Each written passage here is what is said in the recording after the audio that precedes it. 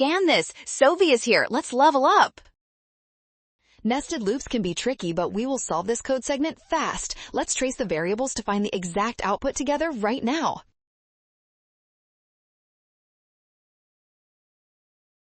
First, look at the outer loop where j starts at 0 and runs while it is less than or equal to 3. This means our code will execute for 4 total rows.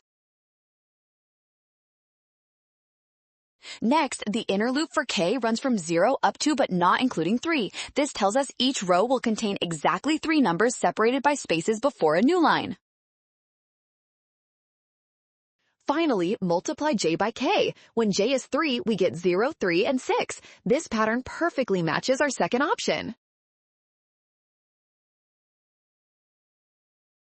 Well done! Scan the code to learn with Sovi. Avoid rushing by watching signs, trust given values, and check steps for option B.